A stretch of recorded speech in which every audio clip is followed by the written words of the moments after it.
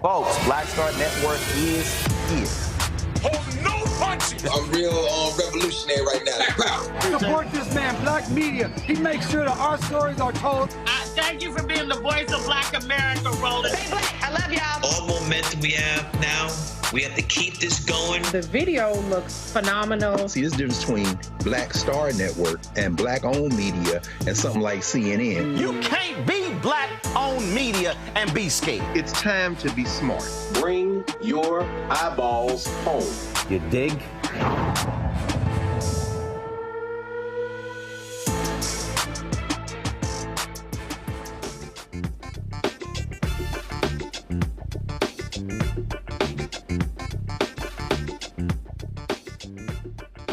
It's Wednesday, October 23rd, 2024. I'm Candace Kelly, sitting in for Roland. Here's what's coming up on Roland Martin Unfiltered, streaming live on the Black Star Network. Trump's former White House chief of staff issued a stern warning that if elected again, his former boss would govern like a dictator. You'll hear what Kelly and Vice President Kamala Harris had to say. We'll also show you some of Harris's NBC interview. Now, meanwhile, Justice and Joy National Collaborative launched its Rapid Response Fund, which will award grants to Gen Z voters to get out the vote. We'll talk to one of the organizers. We'll also talk to a professor who participated in a report that found that nearly 4 million Americans will not be able to vote because of their felony convictions. And a judge gives Rudy Giuliani just 1 week to turn over his $5 million co-op apartment to Georgia election workers that he defamed. And the judge upholds the January 6th trespassing conviction of the first January 6th rioter who was removed from office under the Constitution's ban on insurrectionists. It's time to bring the funk on Roland Martin Unfiltered, streaming live on the Black Star Network. Let's go. He's got it. Whatever the miss, he's on it. Whatever it is, he's got the scoop, the fact, the find. And when it breaks, he's right on time and it's rolling. Best believe he's knowing. Putting it down from sports to news to politics. With entertainment just for kicks, he's rolling. It's on go, roll, y'all. It's Roland Martin, Rolling with Roland now. He's funk, he's fresh, he's real, the best, you know he's Roland Martin.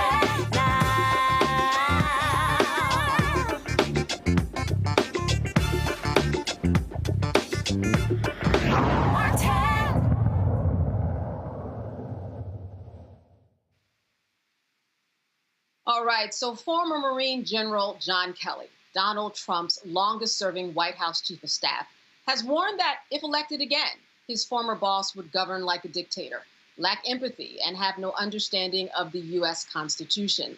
Now, other Trump administration officials have criticized the convicted felon, but Kelly may just be the most high-profile so far. In an interview published by the New York Times, he had grave concerns about Trump's fitness for office. Let's take a listen.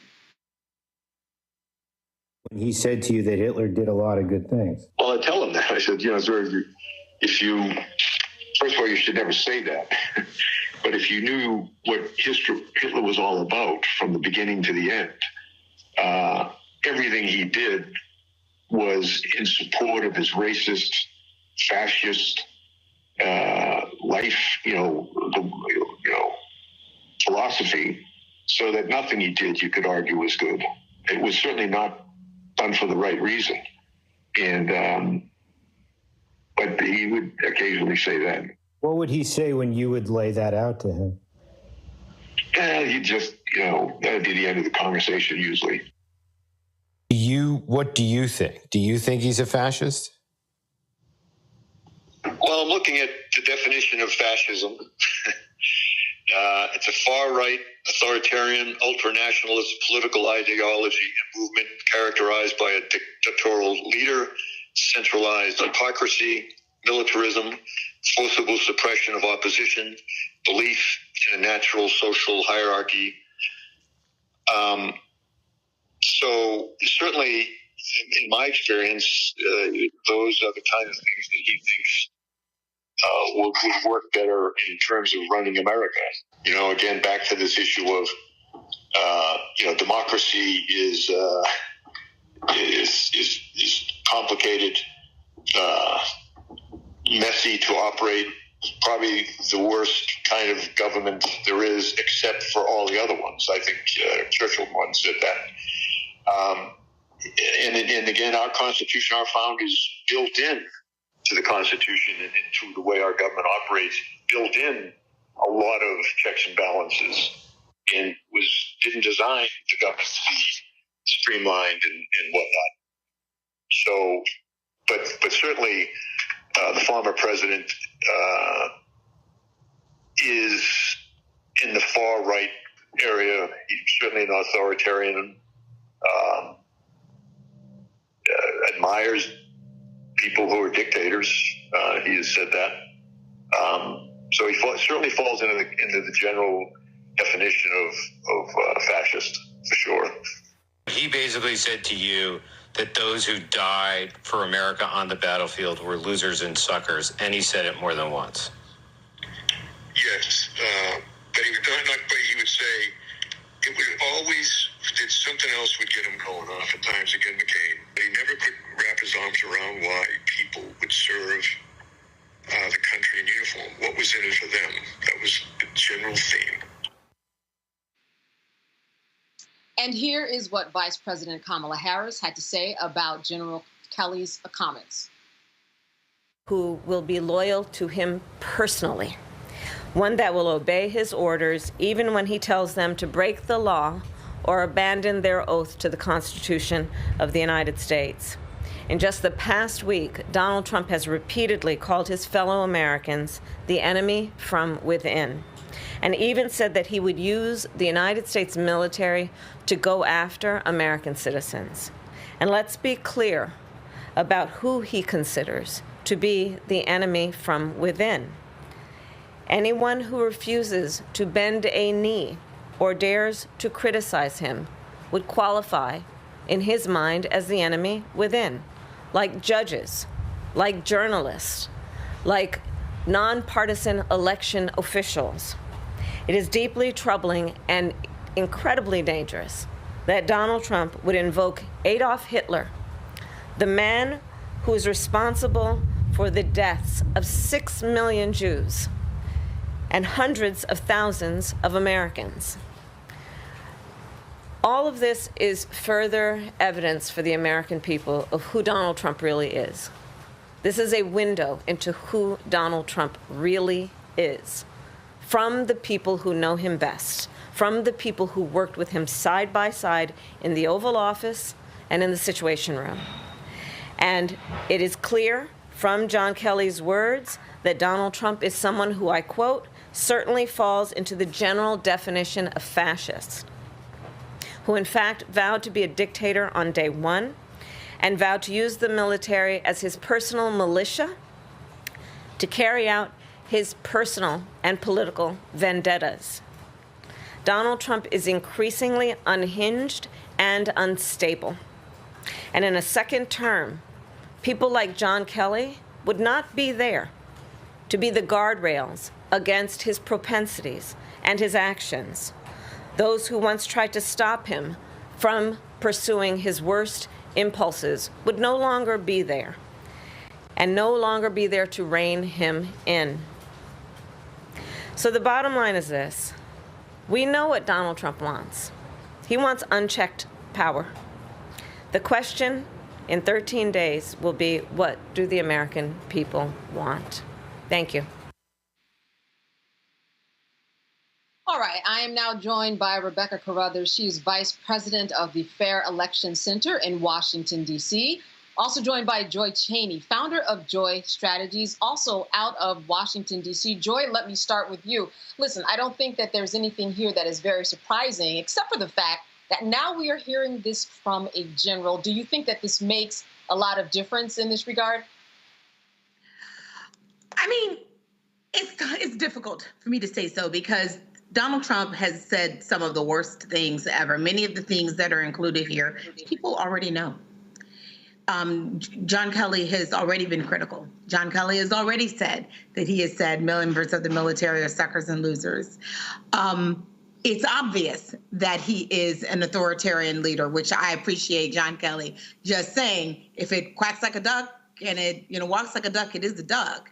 Donald Trump is an authoritarian, and he seems to have a fascination with authoritarian leaders. And there's a little bit of sociopathy there where he just doesn't understand that you can't, like, to honor and to exalt Hitler is a real problem for the world. He must know that. But there's some kind of distance between what a normal human would feel and what he would feel. It is dangerous to have this person in office. I hope that it makes a difference for Republican women who Liz Cheney is talking to, who I think John Kelly is talking to, Republican people, moderates. But if you're on the fence, that combined with Doms, why support Donald Trump? It doesn't matter what your husband's doing. It doesn't matter what you think you might get in some kind of tax package. You don't want someone who wants to undermine democracy and your freedoms at the same time. I think it should say something to, Black men who might be out there saying, the Democratic Party has disappointed me. I want to be a disruptor. Donald Trump is too high a price to pay to have an exercise in disruption. What he's advocating is the death of democracy. And Black men will be the first ones to be caught up in that. So I'm hoping that for people who are on the margins, they understand that this is not the kind of person we want. Yeah, and not only on the margin, Joy, but the people who are saying, you know what, I don't like the choice, so I'm just going to stay home and actually not vote. Rebecca, I want to turn it over to you. Do you think it makes a difference that this is the New York Times, that this does feel slightly more official? And yes, the general has said these things before, but now we're really close to the election. It looks like he's beginning to make his rounds in a more official capacity. Well, thanks for having me tonight. For those people who read or listen to, watch, consume the New York Times, for the most part, those people have already made up their minds, and some of those people have already voted. Right now, we need to think about those who feel like they have nothing to lose, that they feel like neither party is talking to them. Those are the types of people that, are the ones that we should be compelling at this point and making sure that there is actually options on the ballot for people who feel like they have nothing to lose. There are a lot of people hurting in this country. And I would say, regardless of which party, the parties need to talk to those people who are hurting. Even though we know the economy is doing well, there are still people who are feeling their pennies being pinched, knowing that food prices have went up over the last decade. Fuel prices have went up. Housing prices have skyrocketed. So for the people who are hurting in this country, I don't know that a New York Times article is really speaking to them. And so I would encourage both campaigns. You have to talk to the people in the streets. Mm-hmm. And, Rebecca, I want to follow up with you. 20 years ago, you compared somebody to Hitler. That was a problem. People would have a serious problem with that. I think it's very interesting in the meantime that this is somebody who the general has said that Trump really wants to follow, wants loyalists and people under him who were like Hitler's loyalists. Though if people read history, we know that those loyalists were also often in cahoots to try to kill Hitler. So it seems like there's a real miss in terms of the understanding of history, as always. And certainly, perhaps we're immune to this whole idea of Hitler even becoming a part of the conversation. Do you see that as the case here, Rebecca? Well, in understanding the many steps to fascism and fascism regime, it requires, banning books. It requires misinformation.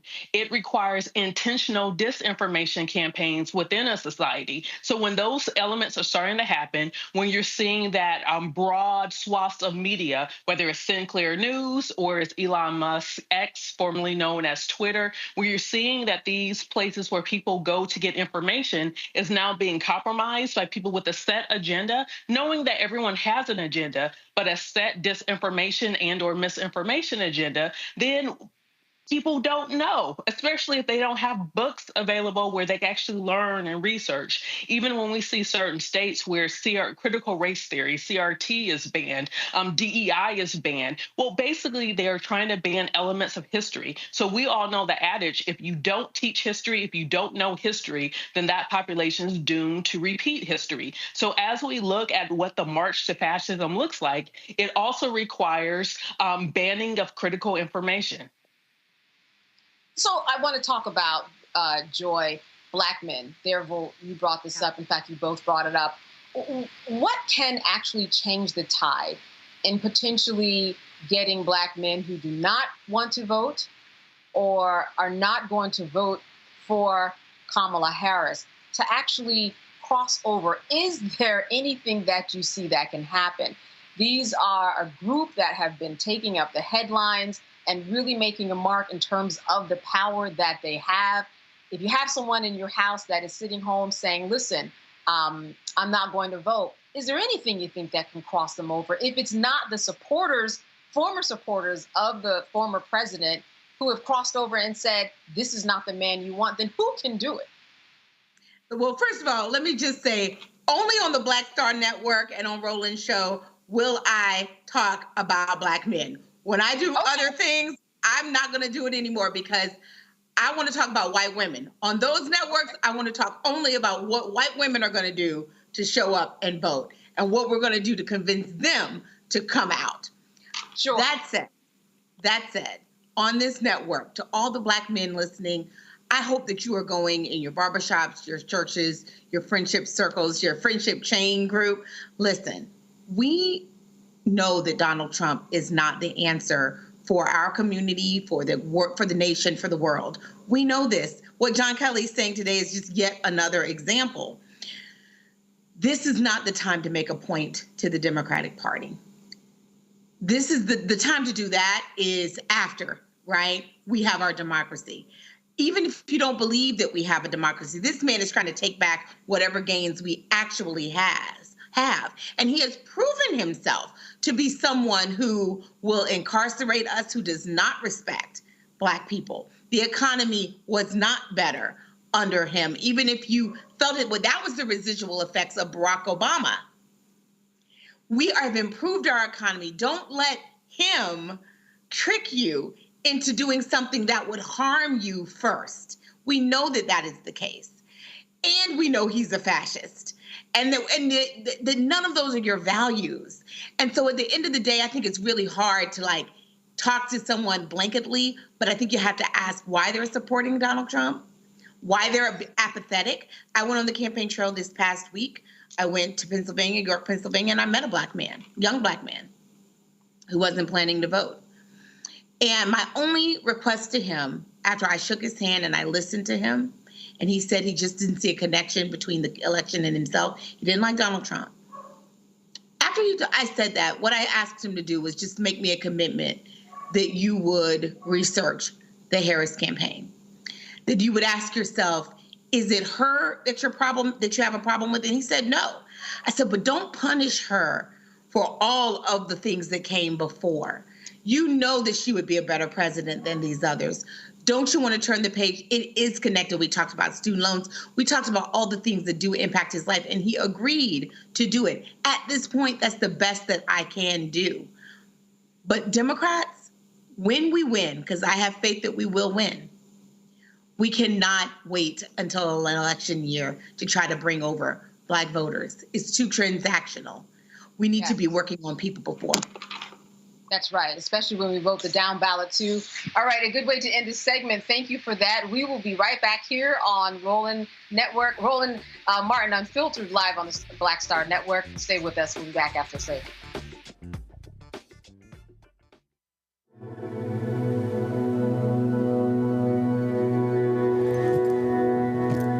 A blanket.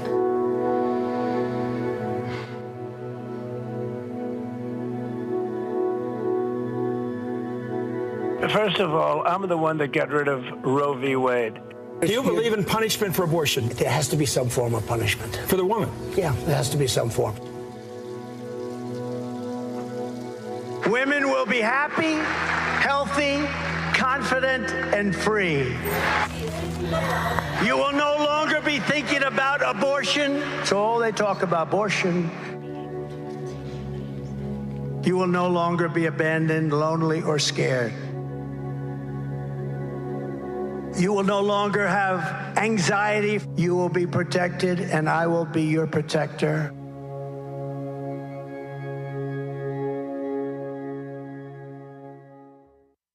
IVF is a miracle for us because it allowed us to have our family. After having my daughter, I wanted more children, but my embryo transfer was canceled 8 days before the procedure. Donald Trump overturning Roe v. Wade stopped us from growing the family that we wanted. I don't want politicians telling me how or when I can have a baby. We need a president that will protect our rights, and that's Kamala Harris. I'm Kamala Harris, and I approve this message. Bob and I both voted for Donald Trump. I voted for him twice. I won't vote for him again. January 6th was a wake-up call for me. Donald Trump divides people. We've already seen what he has to bring. He didn't do anything to help us. Kamala Harris, she cares about the American people. I think she's got the wherewithal to make a difference. I've never voted for a Democrat. Yes, we're both lifelong Republicans. The choice is very simple. I'm voting for Kamala. I am voting for Kamala Harris. Hello, I'm Jamia Pugh. I am from Coatesville, Pennsylvania, just an hour right outside of Philadelphia. My name is Jasmine Pugh. I'm also from Coatesville, Pennsylvania. You are watching Roland Martin Unfiltered. Stay right here.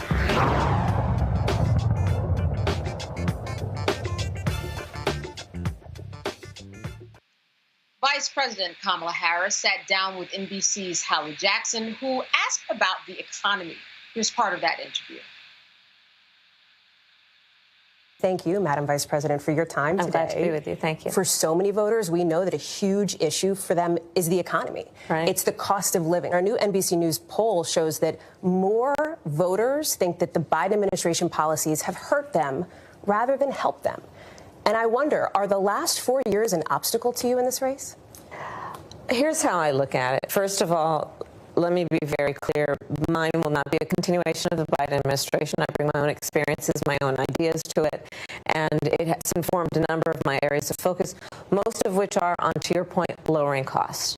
So part of my plan includes what we need to do to bring down the price of groceries, including the work I will do dealing with price gouging, something I dealt with when I was Attorney General, something I will deal with going forward. Then why do you think that's not landing with voters? Because in the numbers, it's the opposite. Former President Trump leads you on this issue. Well, when I'm out, this is why I'm going out to Wisconsin, Pennsylvania, and Michigan. Michigan, excuse me. Just got in late this morning, actually.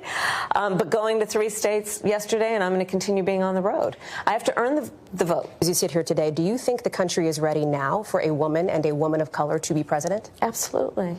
Absolutely. And I am seeing that in terms of every walk of life of our country. You know, I think part of what is important in this election is really not only turning the page, but closing the page and the chapter on an era that suggests that Americans are divided. The vast majority of us have so much more in common than what separates us. And what the American people want in their president is a president for all Americans, which is the type and kind of president I pledge to be. You've been reluctant to lean into, to talk about the historic nature of your candidacy on the campaign trail. Why is that? Well, I'm clearly a woman. I don't need to point that out to anyone. The point that most people really care about is, can you do the job? And do you have a plan to actually focus on them? There is a big gender gap in this race. Fewer men support you right now than they did President Biden. Some of your allies have suggested there's sexism at play. I wonder, do you think there is sexism at play here? Let me just tell you something. You've come to my events, and you will see there are men and women at those events. So the experience that I am having is one in which it is clear that regardless of someone's gender, they want to know that their president has a plan to lower cost, that their president has a plan to secure America in the context of our position around the world. Do you not see sexism as a factor in this race at all? I don't think of it that way. My challenge is the challenge of making sure I can talk with and listen to as many voters as possible and earn their vote. We traveled with the vice president to campaign events in Pennsylvania, Wisconsin, and Michigan. We're out here chatting with Vice President Kamala Harris as she is looking to win over moderate voters, Republicans, undecideds in this key battleground state. We're off to the next one. Wisconsin is next, including events with former Republican Congresswoman Liz Cheney. You're out here trying to reach women, trying to reach moderate Republicans. We are just 2 weeks out from the election. Yes. If they're still undecided, it means something about your message hasn't connected with them yet. What is it? We're 2 weeks away from a presidential election, and people are listening to the issues. You could tell from the response here with a group of undecideds, many independents, many Republicans, that they are open to and actually supportive of an approach that is about saying that we must have a president of the United States who honors and defends the Constitution of the United States, as opposed to Donald Trump that says he wants to terminate it. And on the campaign trail, she criticized former President Trump on minimum wage after he avoided saying whether it should be raised while campaigning at a McDonald's. Do you have a number? What would you like to see it at? Well, at least $15 an hour, but we'll work with Congress, right? That's something that is going through Congress. And we also asked her about Trump supporter billionaire Elon Musk campaigning in Pennsylvania with his $1 million offer to a random registered voter if they've signed his petition in favor of free speech and the right to bear arms. Do you worry that it could be effective, his support for former President Trump in that key battleground? Listen, I'm not about doing it gimmicks and all of that. I think that what we have to do and what I'm going to continue to do is to be out in communities. We also asked about abortion rights if Congress were to be controlled by Republicans. So is a question of pragmatism then, what concessions would be on the table? Religious exemptions, for example, is that something that you would consider? I don't think we should be making concessions when we're talking about a fundamental freedom to make decisions about your own body. We are sitting here 2 weeks away from election night. Last election, the former president came out on election night and declared victory before all the votes were counted. What is your plan if he does that again in 2 weeks? Well, let me say this. We've got 2 weeks to go. And I'm very much grounded in the present in terms of the task at hand. And we will deal with election night and the days after as they come. And we have the resources and the expertise and the focus on that as well. So you have teams ready to go? Is that what you're saying? Are you thinking about that as a possibility? Of course. This is a person, Donald Trump, who tried to undo a free and fair election, who still denies the will of the people, who incited a violent mob to attack the United States Capitol, and 140 law enforcement officers were attacked. Would you consider, if you win and he's convicted, a pardon for former President Trump? I'm not going to get into those hypotheticals. I'm focused on the next 14 days. But do you believe, is there any part of you that subscribes to the argument that has been made in the past that a pardon could help bring America together, could help unify the country and move on? Let me tell you what's going to help us move on. I get elected president of the United States. And tonight at 9 p.m. Eastern Standard Time, Vice President Harris will participate in a town hall on CNN with Anderson Cooper moderating in Delaware County, Pennsylvania. And finally, on Tuesday, Vice President Kamala Harris will give a speech on the National Mall. Let me talk to you about this for a moment, Rebecca. I think one of the things that really stood out was her response to what happens if Donald Trump says, you know what, I know that you might have won and the votes are in, but I'm going to do what I did before. I'm the winner here. She wasn't very specific about the plan, but I would imagine they certainly have a plan in mind because that could happen. Well, I'm still waiting to hear the former president say that President Joe Biden won. So I don't think that he's actually going to acknowledge what does or doesn't happen on election night. I think he's going to be banana pants the way he has indicated already, and that he doesn't actually believe in free and fair elections. He's not the most pro-democracy person. That said, you know, there are national groups like my group, Fair Election Center. We're a C3 nonpartisan organization.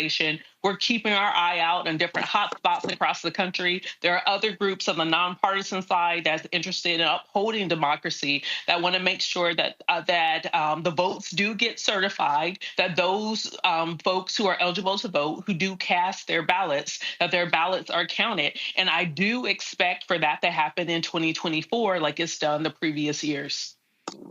All right.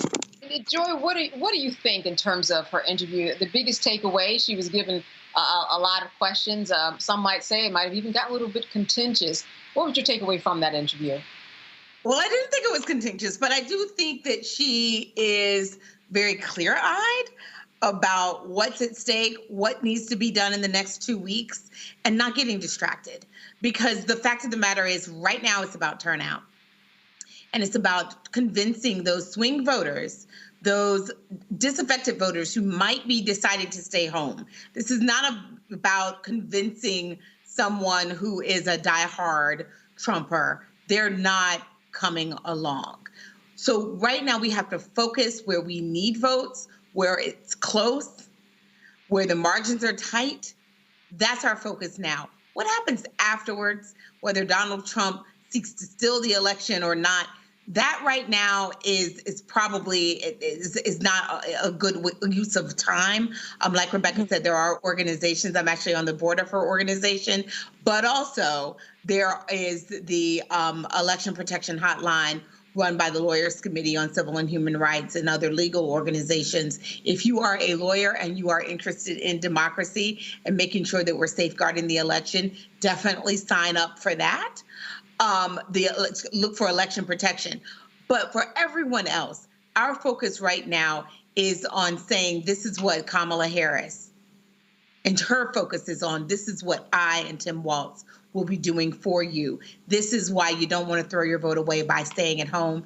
And you certainly don't want to do a protest vote in favor of Donald Trump. That's where we're focused right now in the states that matter. Rebecca, let me ask you this, and I also want to wrap with you, Joy, on the same question. Do you think it's fair that she's still being asked questions about being a woman? You know, I felt her exhaustion. I'm a woman. We see that. Next, do you think that, though, is still a part of the conversation that should be had? You know, I'll start with Rebecca. I'll wrap up.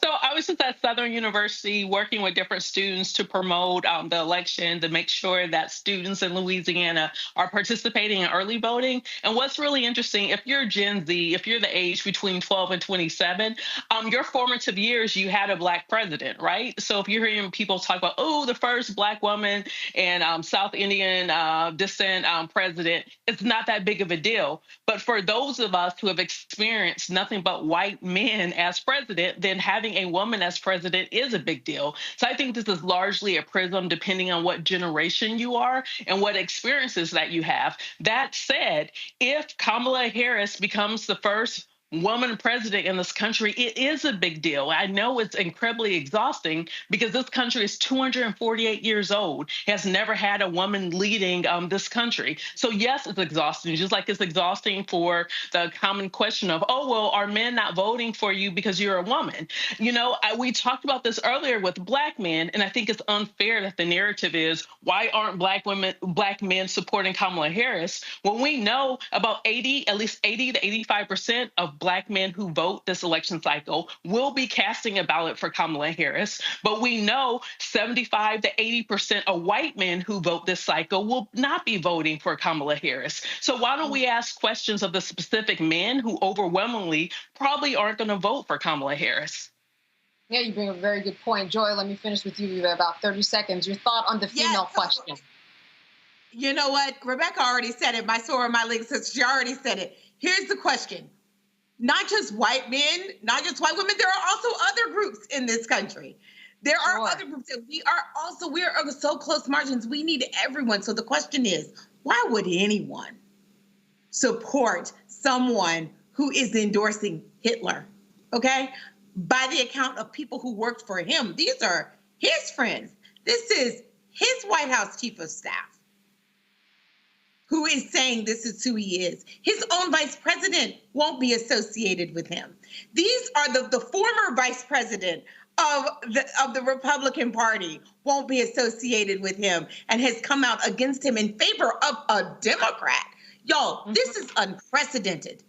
Don't be a fool. But it's not just Black men. I think that's what Rebecca and I are saying.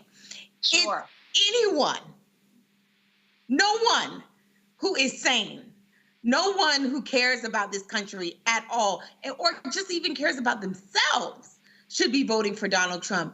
We ought to have a landslide for Kamala Harris and Tim Walz.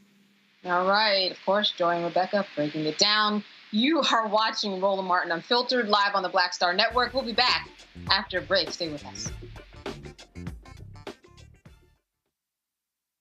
In 2016, Donald Trump said he would choose only the best people to work in his White House. Now those people have a warning for America. Trump is not fit to be president again. Here's his vice president. Anyone who puts themselves over the Constitution should never be president of the United States. It should come as no surprise that I will not be endorsing Donald Trump this year. His defense secretary. Do you think Trump can be trusted with the nation's secrets ever again? No. I mean, it's just irresponsible action that places our service members at risk, places our nation's security at risk. His national security advisor. Donald Trump will cause a lot of damage. The only thing he cares about is Donald Trump. And the nation's highest-ranking military officer. We don't take an oath to a king or a queen or to a tyrant or a dictator. We don't take an oath to a wannabe dictator. Take it from the people who knew him best. Donald Trump is a danger to our troops and our democracy. We can't let him lead our country again. I'm Kamala Harris, and I approve this message. Here's a 78-year-old billionaire who has not stopped whining about his problems. Oh, she had a big crowd. Oh, the crowd. This weird obsession with crowd sizes. It just goes on and on and on.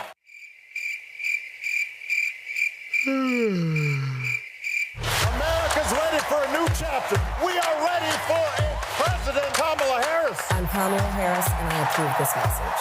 Wrongfully convicted. 5 teenagers were arrested, tried, convicted, and sent to prison. No men were exonerated. What he did to us, he tried to end us. Of course I hate these people. So-called Central Park 5. Calling for execution. And let's all hate these people. You cannot have this man go into office again. I want society to hate him. We were innocent kids.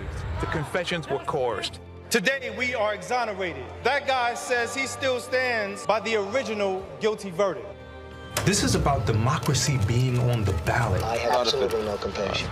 Look at Kamala. She represents the kaleidoscope of the human family. There's something different happening in America. We will get the opportunity to build a future where we will be able to thrive and not just survive. I'm Marissa Mitchell, a news anchor at Fox 5 DC. Hey, what's up? It's Tammy Roman, and you are watching Roland Martin Unfiltered.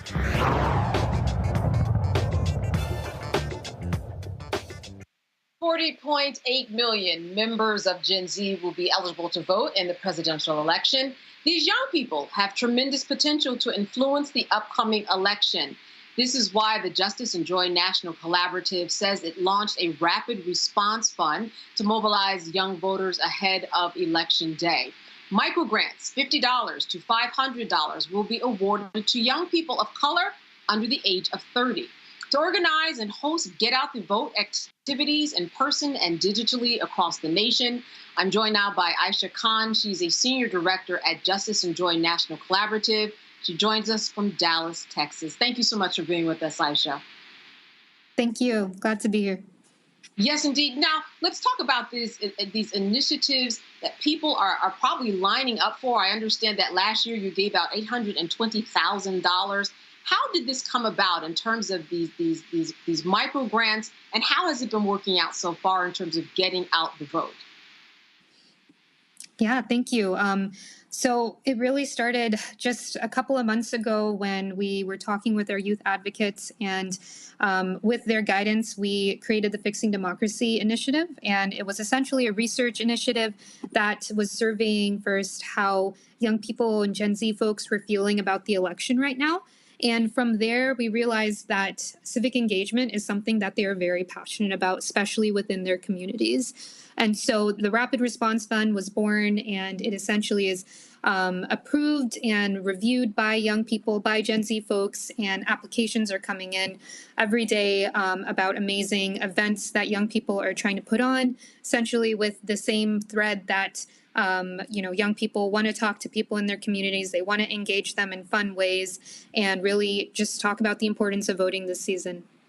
Yeah, I'm very curious about what are the interesting and fun ways that they are out there promoting and trying to get grants for. What does that landscape look like? I mean, certainly it's changed, especially with social media. I am sure they are very creative with their activities.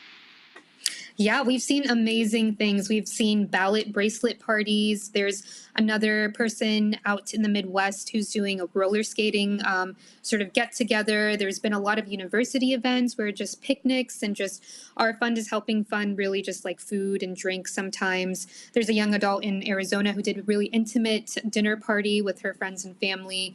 A lot of intergenerational things we're seeing too. There's a young mom in Oregon who's hosting a costume party for Halloween with mothers and kids to just talk about the importance of voting from a young age, and then also at a very critical age for some of those young moms who are looking at very specific political issues.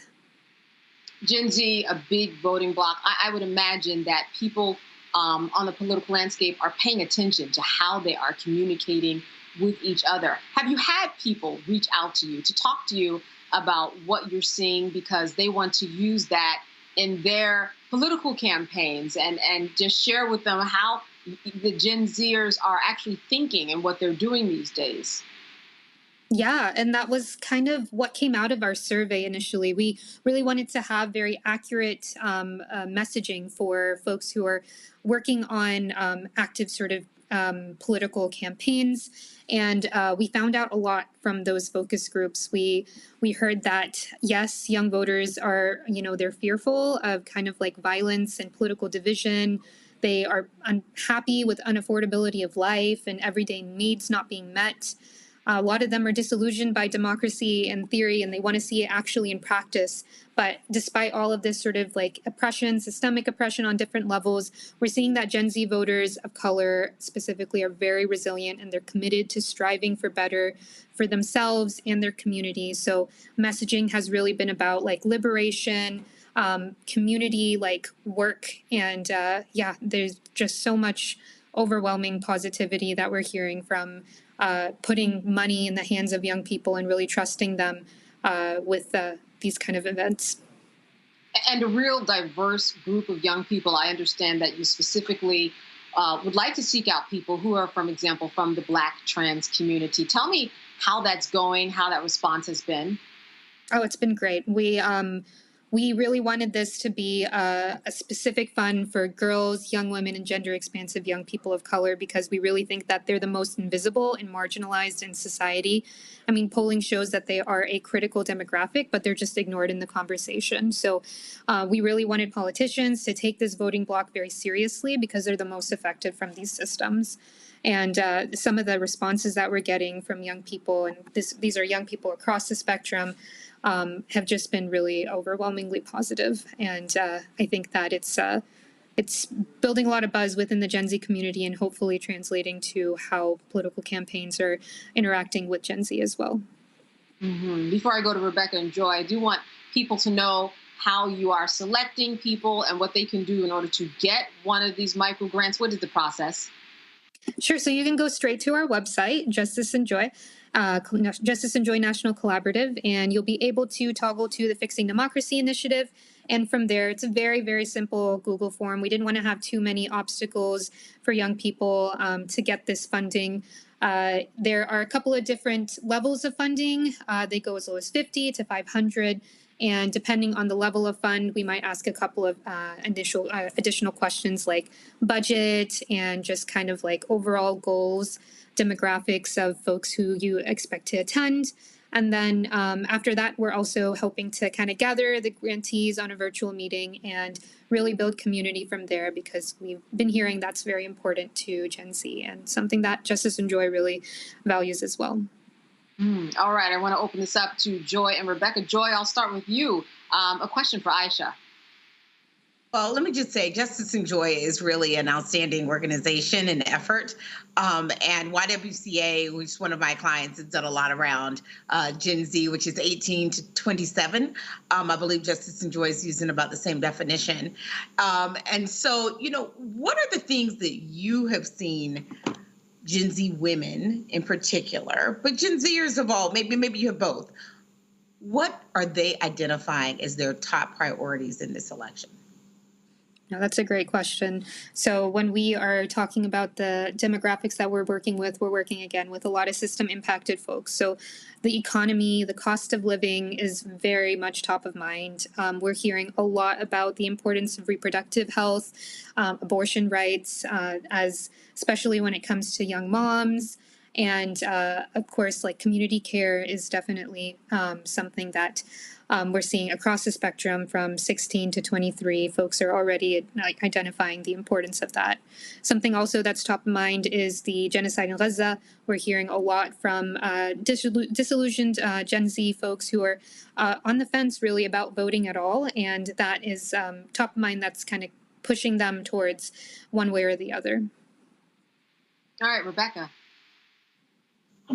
Thank you so much for the work that you do. Can you tell us about some of the messaging that you might have tested that's effective, especially with Gen Z? For sure. So something very particular was that Gen Z voters they resonate more with verbiage around liberation, and that was very specific to transgender participants. Freedom and messaging around freedom resonated more with cisgender participants. Again, when we kind of polled and surveyed folks, we found that the dream candidate is a woman of color who is unapologetic, who's an advocate for issues that matter to them, including gender justice, the working class, and a ceasefire in Palestine. So again, talking about mutual aid, collective power, those are all very important to the voting bloc, and kind of making sure that, there are no sort of negative views about apathy, because that really does invisibilize this really important voting bloc. I want to get people excited about applying. This is a rolling application. Does it continue after this big election into other elections too, and a down ballot? Can you explain your process in terms of the timeline? Sure. So we are closing applications on November 1st. So please make sure to apply before then. We're hoping that this is a continuous effort, really. We want to make sure that we are able to encourage. We know that young people are really invested in local elections as well, and we want to make sure that that is not left on the back burner. This is, just one part of a larger puzzle. So we're hoping to have more of these funds in the future. But for now, we really hope that you'll apply to the Rapid Response Fund, and we look forward to your application. Yeah, you are in close contact inside of the mindset of many of those who are part of the Gen Z world. Has there been anything that has surprised you about what they have brought to the table?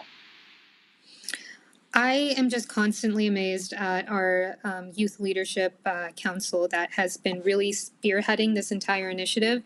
We've been looking to them for guidance about, how should we structure the application. We've been hearing a lot about their, sort of like rubric for accepting and kind of delving deeper into some of the applicants that are coming in. So I am just always amazed and inspired at really the resiliency of this really important voting bloc that's been invisibilized and ignored in the past. So more than anything, I just look up to them and have been learning a lot. All right, Aisha Khan, thank you so much for being with us. Some important work that you're doing. Continue to fight. Good to see you. Thank you. All right, and you are watching Roland Martin Unfiltered here live on the Black Star Network. Stay with us. We'll be back after the break.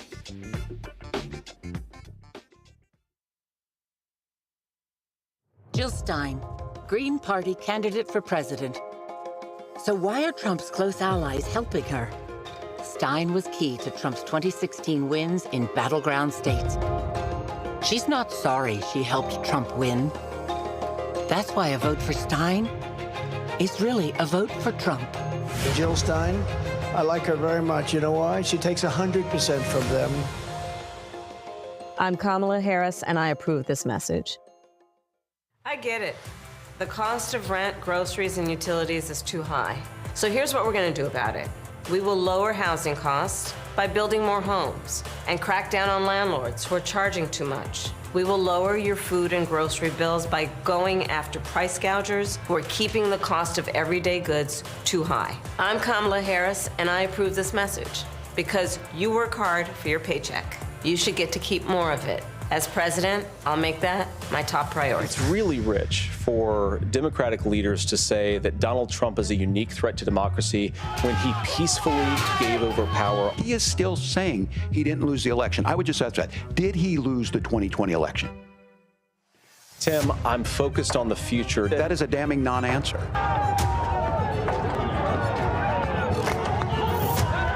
America, I think you've got a really clear choice of who's going to honor that democracy and who's going to honor Donald Trump. Winners never back down from a challenge. Champions know it's anytime, any place. But losers may whine and waffle and take their ball home. Trump now refusing to debate a second time. He did terribly in the last debate. He's so easily triggered by Kamala Harris. Well, Donald, I do hope you'll reconsider to meet me on the debate stage. If you've got something to say it to my face. I'm Kamala Harris, and I approve this message. Hi, everybody. I'm Kim Coles. Hey, I'm Donnie Simpson. Yo, it's your man Deion Cole from Blackish, and you watch Roland Martin Unfiltered.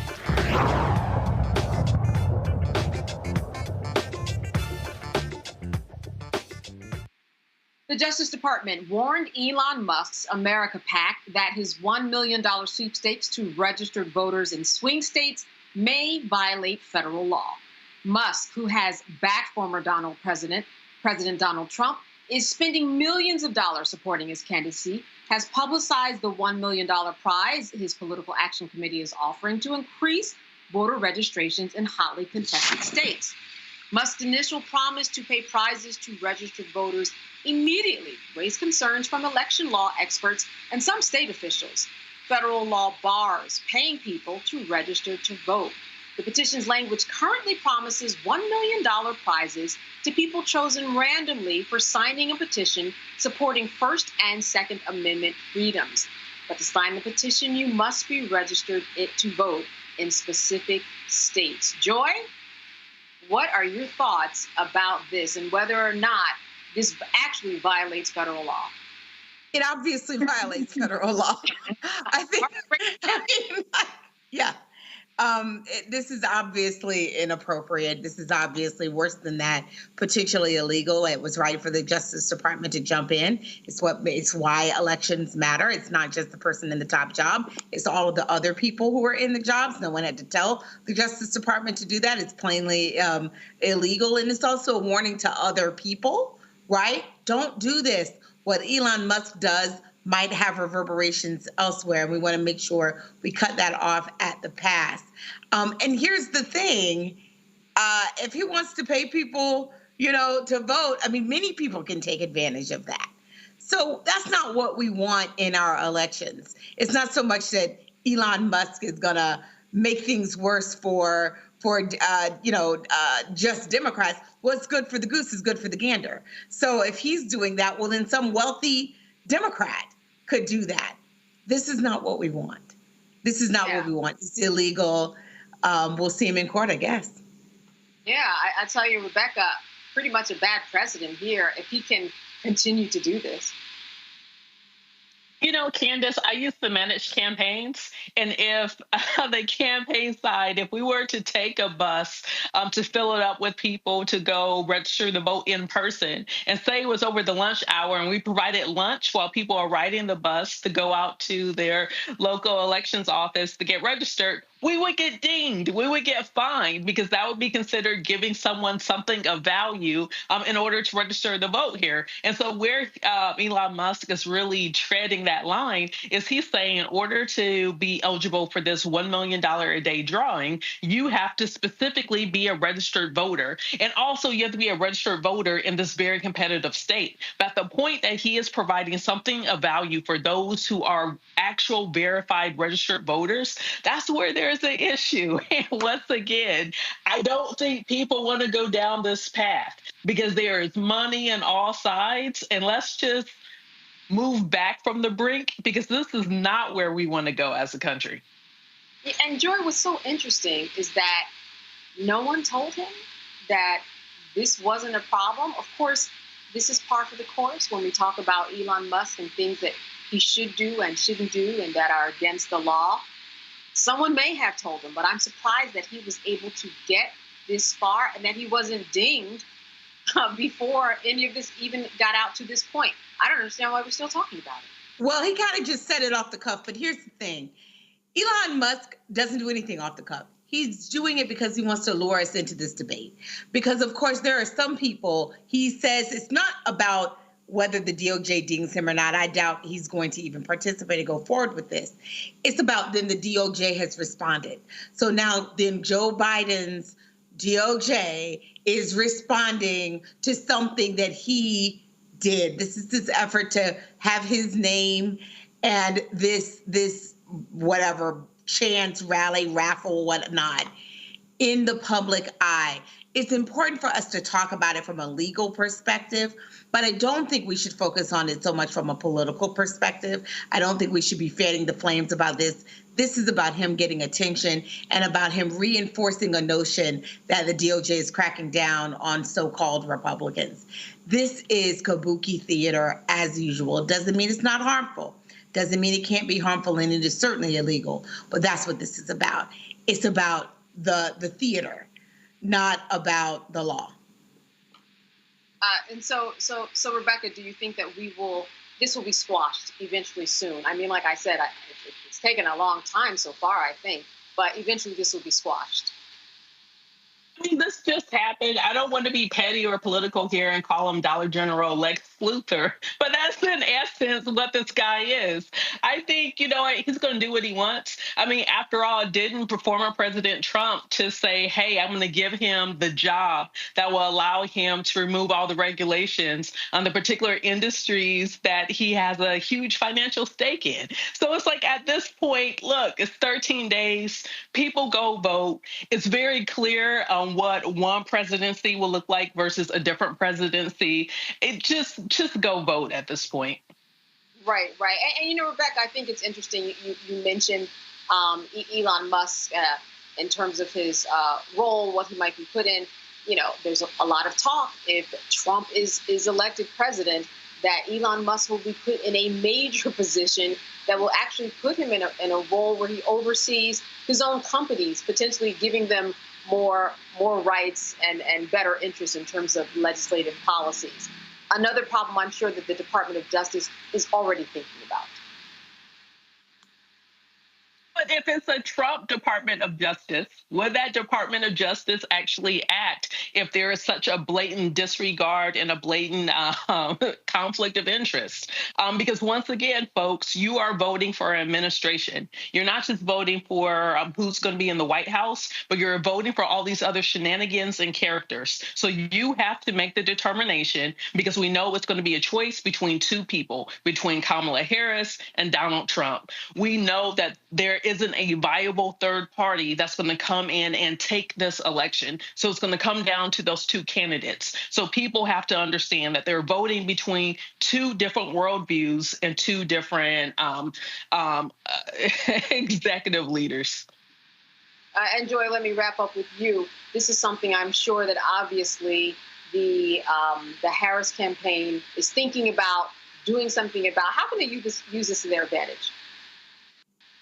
I mean, I think this is just more of the chaos that they can be pointing to.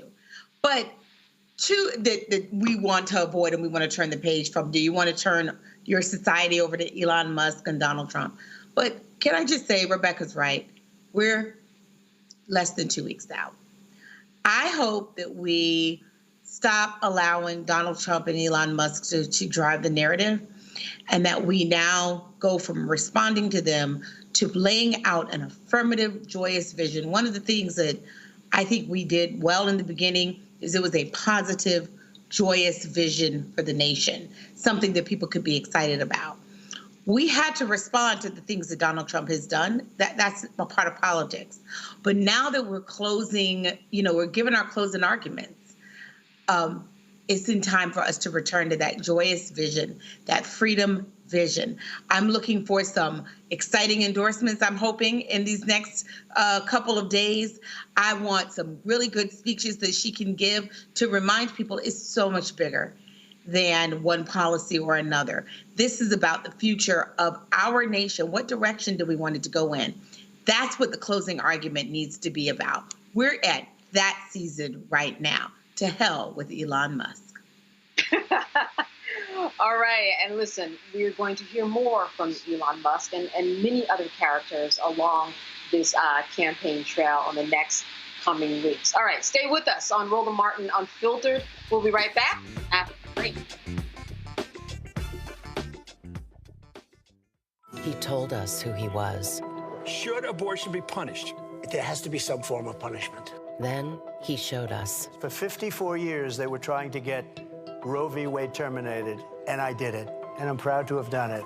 Now Donald Trump wants to go further with plans to restrict birth control, ban abortion nationwide, even monitor women's pregnancies. We know who Donald Trump is. He'll take control. We'll pay the price. I'm Kamala Harris, and I approve this message. The overturning of Roe almost killed me. I had a blood clot in my uterus that caused my labor to have to be induced because of the overturn of Roe v. Wade. I wasn't able to get life-saving treatment sooner. I almost died. And that's because of the decision that Donald Trump made. I was able to get Roe v. Wade terminated, and I'm proud to have done it. The doctors and nurses were afraid that if they treated me in the incorrect way, that they would be prosecuted for that. And that's appalling. Donald Trump says that women should be punished. Do you believe in punishment for abortion? There has to be some form of punishment. For the woman? Yeah. I believe that women should have reproductive freedom to make the choices about their own bodies. 4 more years of Donald Trump means that women's rights will continue to be taken away one by one by one by one. This has to stop because women are dying. I'm Kamala Harris, and I approve this message. Disastrous, alarming, a plan that shreds American values. That's what independent news sources and conservatives are saying about a proposal from right-wing extremists called Project 2025. It would threaten hundreds of thousands of jobs created by the Clean Energy Plan, give massive tax breaks to big oil, and roll back protections that keep corporations from poisoning our water with toxic chemicals. Project 2025, a dream for them, a disaster for you. What's good, y'all? This is Doug E. Fresh, and you're watching my brother Roland Martin Unfiltered as we go a little something like this. Hit it. It's real.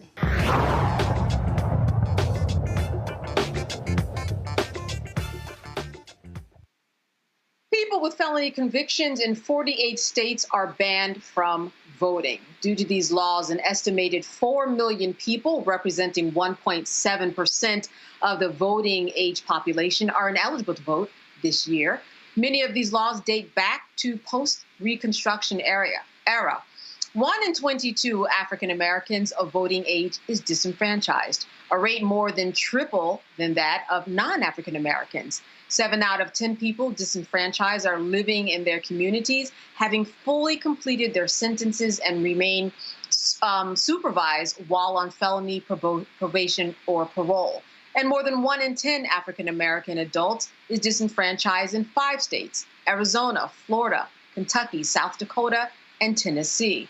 The Sentencing Project recently published a report called Locked Out 2024, 4 million denied voting rights due to a felony conviction.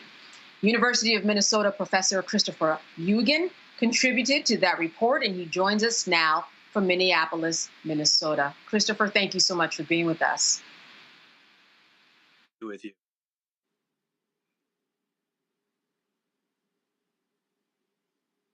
Here, Christopher, you there? Yes. Okay, thank you for being with us. You know, this is something certainly that when we look at the numbers, 4 million votes, that changes the tide. It can when it comes to an election. Tell me a little bit about this study, because there have been some doors that have been opened over the years for those who have served their felony convictions. But where are we now in terms of felony convictions, those people who have served their time but cannot vote? Yeah, it's a tale of both tremendous growth in reenfranchisement. There's been lots of states have restored the vote in recent years. So for the first time in a long time, people who are in the community on supervised release will be able to vote in Minnesota. And the same is true in New Mexico. There have been 10 states that have expanded the vote. So in 2016, it was about 6 million people couldn't vote. So we're down to about 4 million. That's a big change and a lot of positive news. On the other hand, that means 4 million folks are going to be left out. I started studying this issue around 2000. In the 2000 election, there was also about 4 million people who were locked out and couldn't vote. And their votes may have been decisive in the presidential election. So it's a very important issue. Seems as though that the changing tide in terms of those who at one point couldn't vote and now they can vote, it seems as though that would be a good precedent for other states to look to, for something to happen on a federal level. What are your thoughts about why this hasn't happened all over and that only a few states do this? Yeah, it has been, there's been a durable Supreme Court precedent since the 1970s that has kind of given the states the capacity to set their own rules regarding voting for people with criminal records. And that kind of has led to this really patchwork quilt around the country. So, if you're incarcerated in Maine and Vermont, you never lose the right to vote. If you're incarcerated in Florida, you may lose the right to vote indefinitely, or at least until you've served all your time, paid all your fines and fees, and if your offenses don't occur on an excluded list. So that sort of unfairness across the country is one of the real challenges. As I said, though, there's a lot of grassroots coalitions around the United States that are really working hard to expand the vote. And is there any movement in terms of on a federal level or anything happening in Congress to see just a complete change in the tide? That has been more elusive. I'll say that there have been several Supreme Court challenges under the Voting Rights Act because, as you discussed, there's a disparate impact racially, and many of these laws were formed with racist intent after the Civil War, when Black men gained the right to vote. So I think there are legal grounds for such a case, and such any infringement on voting should get some strict scrutiny from the court. But I would say that has been an uphill battle, and I'm not particularly optimistic that we'll see action at the Supreme Court or in the federal courts generally. So it's been more states picking away at each of these categories and saying, well, what can we do for people who are post-sentence, who've served all their time? What can we do for people who are on parole or who might be on probation? And those have gradually started to chip away at these laws. I'm very curious, what is the legal argument that is being made as to why those who have served their time and they come out and they have all the other freedoms in the world, except for this particular freedom in terms of not voting, how is that connection actually legally being justified? I would personally characterize the arguments as relatively thin. The proponents of disenfranchisement say that people who commit felony-level crimes have shown that they are not worthy, they don't make good decisions, they can't be trusted, that redemption must be earned, or even that voters with records will somehow pollute the voting stream. But as you point out, this is particularly for people in the community.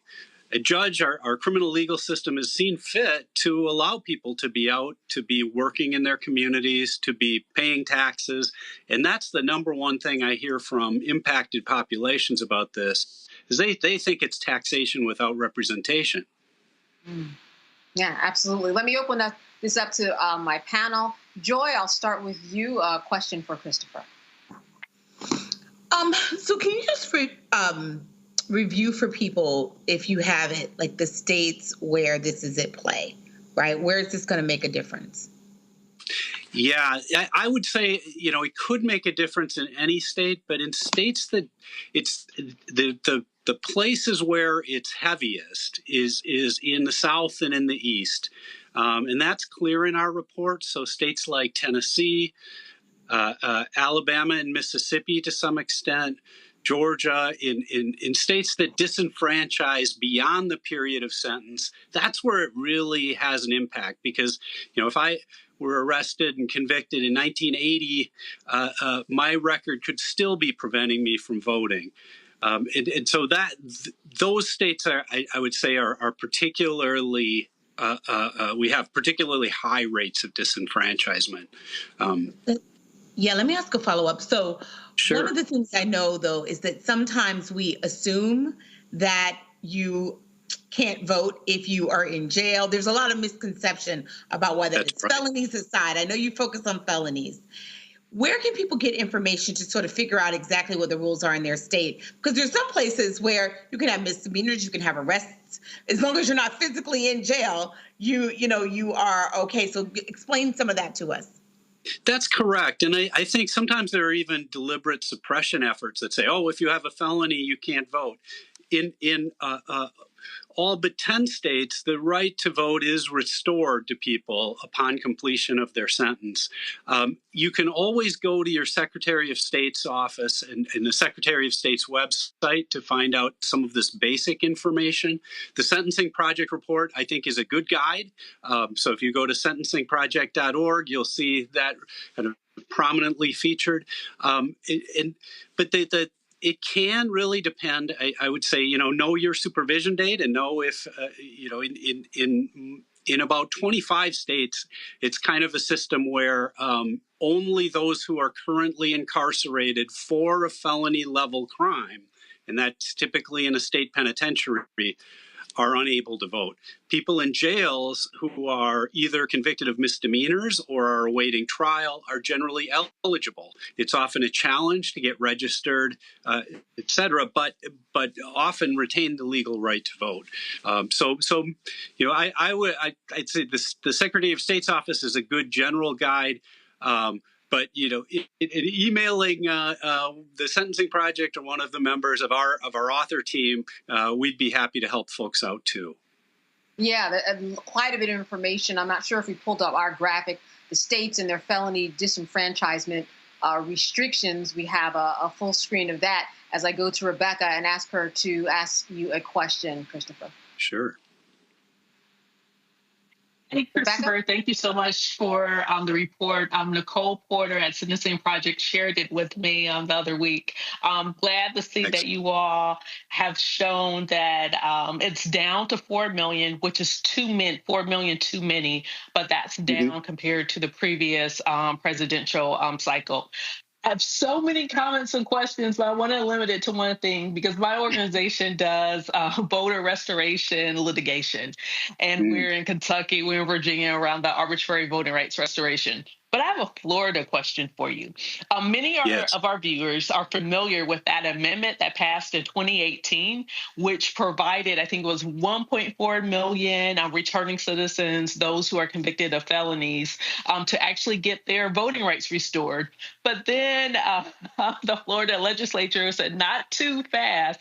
Now you actually have to pay a fine, in essence, a poll tax. Unfortunately, in Florida, your probation officer doesn't know what that fine is. Your local county elections board doesn't know what that fine is. The Secretary of State can't tell you what that fine is. The sheriff or even the courts can't tell you what that fine is. So in essence, it is, I think, about 900,000 people in limbo because they don't have information on how to get their rights restored. So can you talk more about Florida? Yeah, we've been thinking a lot about Florida for many years. It is a challenge, and Desmond Meade, the great advocate for voting rights restoration in Florida and around the world, he really, I think, led this movement to restore the vote, got over 60% of Floridians to vote in favor of restoring the rights upon completion of sentence. And as you point out, this requirement to pay off all of one's court debt is quite onerous. It's not like you owe a library book in the library or a library fine and the library can tell you what you owe. This all depends. It could be spread out across counties. It's extremely difficult. Now, we estimate that about 1 in 3 people who should have been affected by this law actually have had their rights restored and are current on their legal financial obligations. But this is a whole other area of work that about fines and fees in the justice system, because we know they've gone through the roof. They are often insurmountable for people. And as in Florida, in many states, they operate at the county or local level, and there's no central repository. So when I talk to people in my research, they don't know the total amount they owe, and they can only guess at it. So I think this is a real challenging issue for folks. It is the case, however, that in many states that people have had their rights restored, or that the requirement to pay these fines and fees has been waived. And we talk to some extent about that in the new report.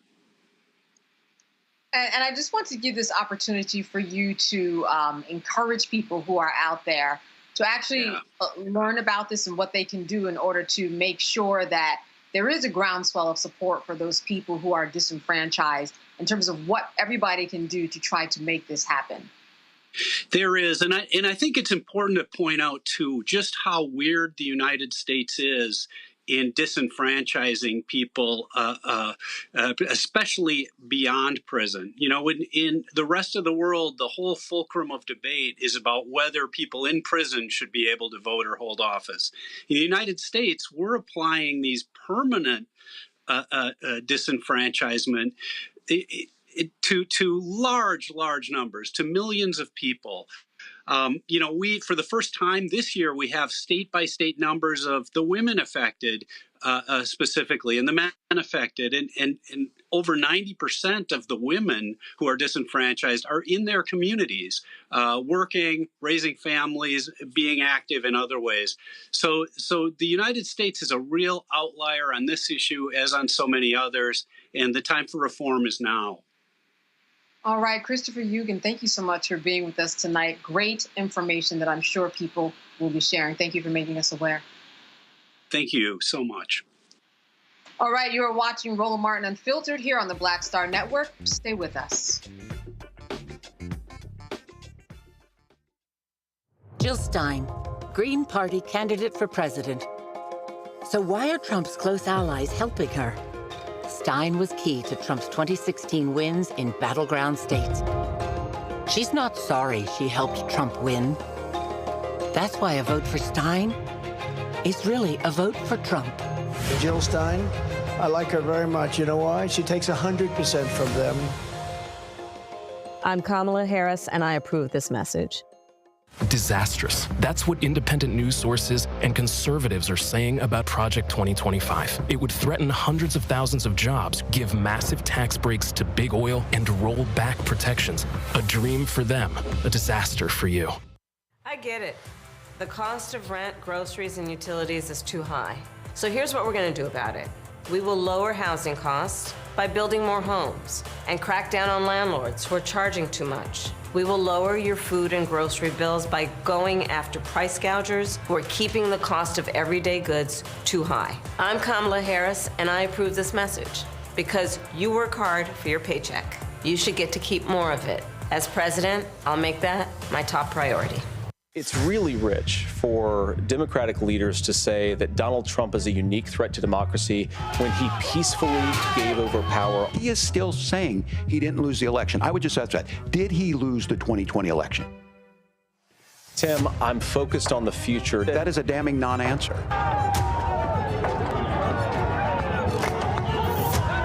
America, I think you've got a really clear choice of who's going to honor that democracy and who's going to honor Donald Trump. Hey, yo, what's up? This is Mr. Dalvin right here. What's up? This is KC. Sitting here representing the JODECI. That's Jodeci. Right here on Roland Martin Unfiltered.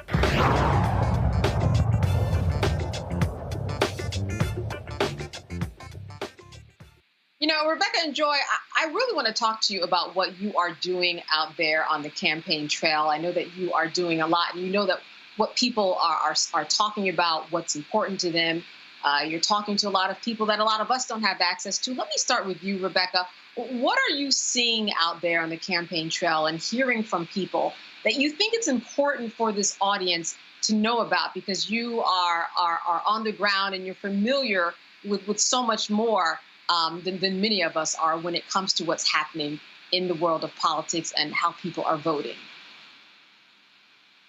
Absolutely. And to be clear, I'm not on the partisan campaign trail, but I'm doing a lot of voter education across the country. I was recently in Montgomery. Shout out to the RMU family. I've met and saw so many of you all while I was at Alabama State's homecoming.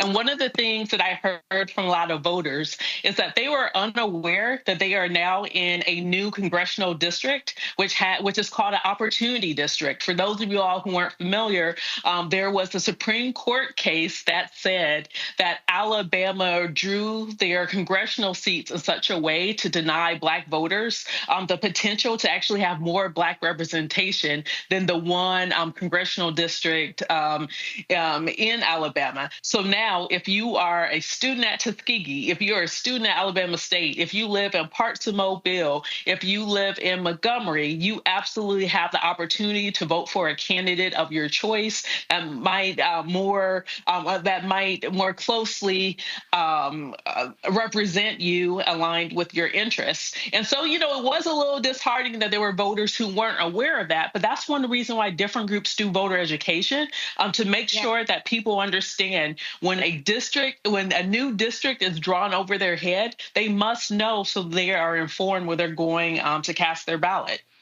Yeah, and where would you say someone should look to find out the latest information? Because there is so much information going on that's out there, misinformation, and people just don't know where to go to see the latest. But what would you tell them?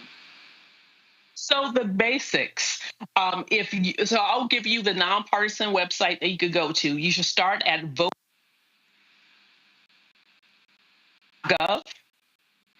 Okay, at vote.gov. Can you say that again? I lost you for a moment. Sure. So one of the most important things you can do is to go to vote.gov. It's a nonpartisan website, and actually double check your registration. See when you have the opportunity to vote, whether it's in person or if you can still request a ballot by mail and vote, or if you need to wait until Election Day in order to vote. So that's the first thing that you should do. The second thing is, once you verify that you are registered to vote, I need people to look up their sample ballot. And they could go to their Secretary of State, or they could go to their local county board of elections. They can access this online and actually put in your information where you're registered to vote, and you could see what's going to be on your ballot. Take the time to actually do Google. Go to Ballotpedia, which has really great information. Amendments that's on your ballot. It has great information about the candidates and some of their positions of those candidates who are on the ballot, not just the top of the ticket, but down ballot. But do as much as possible to educate yourself. Because if you live in Arizona, if you live in Ohio, if you live in Florida, if you live in Nevada, if you live actually in the majority of states this year, there are relevant ballot initiatives that should inform you, because that's direct impact on what's happening in your cities, in your towns, and not just what's happening at a federal level, but things that are happening at a local level. If you live in some of the states that I mentioned, there's also relevant Supreme Court races, state Supreme Court races in your particular state. So there's a lot of stuff that's on the ballot. Voters really must educate themselves to understand the choices that they're making going into the ballot booth this cycle. And Joy, when we talk about educating ourselves, we are not just talking about scrolling through Instagram or Twitter, which if you go on Twitter, because of Elon Musk, the first stories, 10, 20 stories that you get, they're all political on both sides. It's like we are in a silo when we are on these social media sites. We have to do more than just scroll. That's right. So, Rebecca, I'm going to repeat the names of the websites that Rebecca talked about, because those are the ones that I was going to identify. Vote.gov and Ballotpedia. I believe it's .com, Ballotpedia, but we can check that, or maybe .org. Rebecca, maybe you can check that while I'm talking, because we want to make sure you have these resources. In this critical moment, here's what I want you to do. I want you to not get your news off social media. There is some good stuff and there's some bad stuff. But when you're looking for the facts, that is not where you want to go. This is the time to go to reputable media sources. So you want to go to your major newspapers. You want to go to your .gov. So if it's a government-produced website, your Secretary of State, your county election officials, those are the areas where you want to get your information from, because those people are nonpartisan. I already said earlier tonight, if you are a lawyer or a law student or so inclined, you can do election protection to try to help people actually know how to vote and do so in a nonpartisan way. After you've done all that and you're down to deciding, I really want to arm myself with who I should vote for and what their policies are. Maybe you are trying to convince others of who they should be voting for. I want you to go on the websites of Kamala Harris and Donald Trump, of whatever senator, whatever House member, and this is their campaign website, not their official website. That's where they will contain their policy priorities. If it's not on their website and they haven't written about it, then it's not priority for them. So go on there and see what policy positions they are putting out. What are they selling to you as a reason for you to vote for them? Those are the things that you have to do. This is the time to get serious and to arm yourself with why you should be supporting someone. So don't even listen to us. Go and make your own decision. There's a lot there. And I'm going to tell you, because I can speak in a partisan way. If you're talking about policies, you're going to like what you see on Kamala Harris's and Tim Walz's campaign website.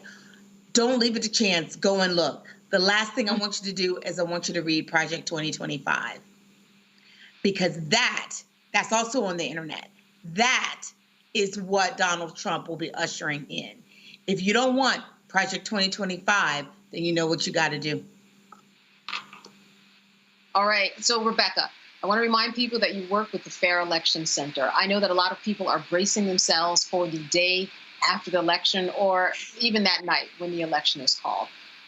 What can you tell us that organizations like you are doing, and what can we do in order to kind of prepare for the outcome? Because regardless of who wins, there's going to be an aftermath. So the first thing that you should do, you should make sure you are locked in and you're watching the Black Star Network, because we will be going live on election night. I think we're going to go live at 8 p.m. and we'll probably be live until 2 a.m. or 3 a.m., making sure that people have the latest information. They're actually hearing Black thought across the political spectrum, and they're hearing how we're interpreting what we're seeing on the ground, because we will be providing factual information. And for many of us who have done this work for years and years, we're not just providing opinions, but we're actually providing informed opinions. So that's the first thing you could do, is make sure that you're tuned into the Black Star Network. The next thing that you should do is familiarize yourself with the local rules in your jurisdictions. Like, I know sometimes I hear people say, how come it is certain parts of Detroit or certain parts of Atlanta?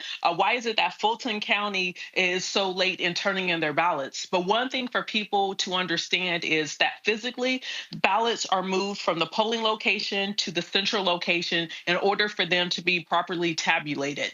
That takes time. So that means that those polling locations that are in like the outer suburbs usually are the latest ones to actually get to the central area where the ballots are going to be counted. So make sure you understand the order that ballots are counted. Depending on the state, sometimes it is all of the early voting. Sometimes it is all of the voting from the time that the polls open until noon. That might be the first tranche of numbers that you see at the bottom of your screen on election day. And then the next group of ballots might be those who casted their ballots early in person. And then the next step could be those who casted their ballots through vote by mail. So it depends on the jurisdiction. But the reason why I'm saying all of this is that there will be misinformation. There'll be misinformation that night, and not just misinformation where people are misspeaking, but there will be specific disinformation where people are trying to intentionally mislead folks.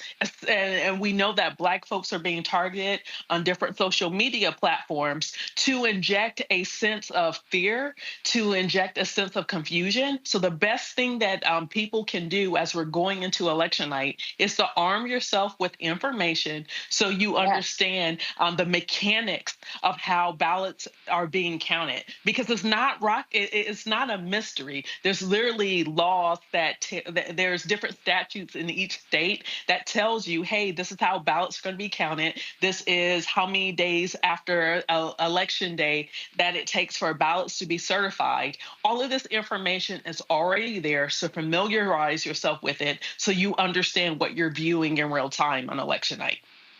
Absolutely. You know, we are all becoming really so informed just about the process of voting in these last election cycles. There has been some good that has come out of this. I think that we are a more informed society. We care more. But again, we have to get out of those silos. We have to get out of those algorithms and understand that there are pieces of news that are out there that are not just found by us scrolling. When we scroll, we are actually in an echo chamber of people who think like us, you know? So it leads us to sit there longer because, of course, everybody thinks like us and it makes us feel comfortable. And when we get comfortable, that's where that information really, really can sink in. All right, ladies, great information. We are going to be back after the break with more of these two. You are watching Roland Martin Unfiltered live here on the Black Star Network. Stay with us.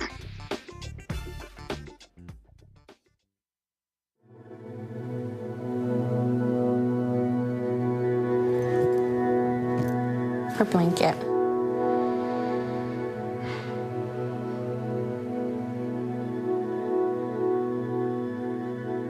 First of all, I'm the one that got rid of Roe v. Wade. Do you believe in punishment for abortion? There has to be some form of punishment. For the woman? Yeah, there has to be some form. Women will be happy, healthy, confident, and free. You will no longer be thinking about abortion. So all they talk about abortion. You will no longer be abandoned, lonely, or scared. You will no longer have anxiety. You will be protected, and I will be your protector.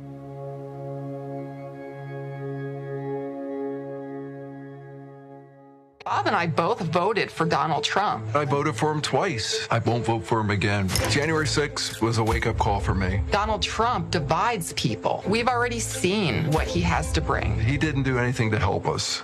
Kamala Harris, she cares about the American people. I think she's got the wherewithal to make a difference. I've never voted for a Democrat. Yes, we're both lifelong Republicans. The choice is very simple. I'm voting for Kamala. I am voting for Kamala Harris. IVF is a miracle for us because it allowed us to have our family. After having my daughter, I wanted more children, but my embryo transfer was canceled 8 days before the procedure. Donald Trump overturning Roe v. Wade stopped us from growing the family that we wanted. I don't want politicians telling me how or when I can have a baby. We need a president that will protect our rights, and that's Kamala Harris. I'm Kamala Harris, and I approve this message. What's up, y'all? This is Wendell Haskins, a.k.a. Win Hogan at the Original T Golf Classic. And you know I watch Roland Martin Unfiltered.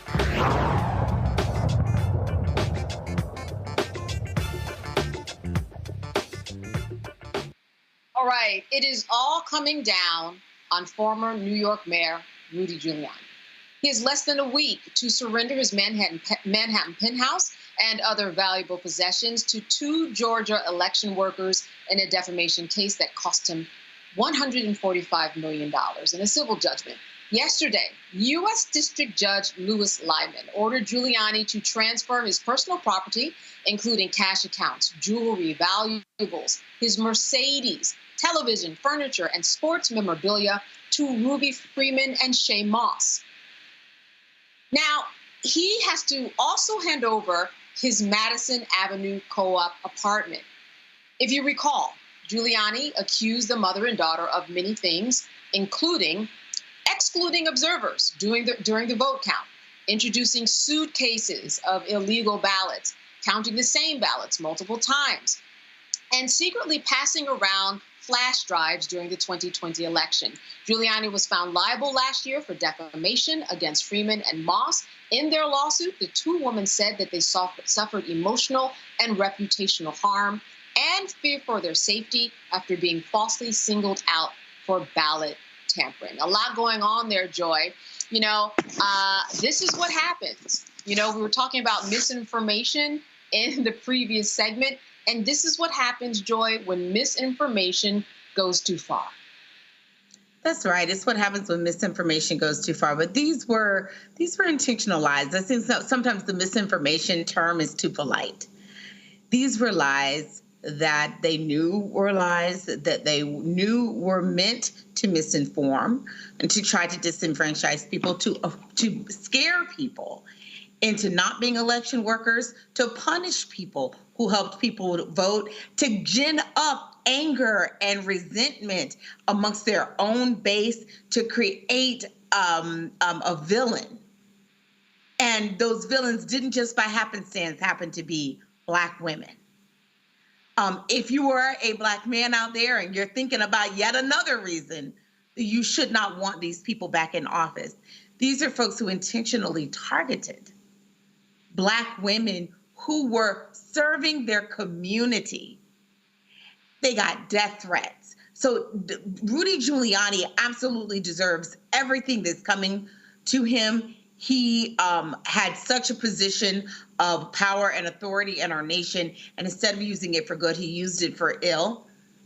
And so, yeah, I forfeit all of that property.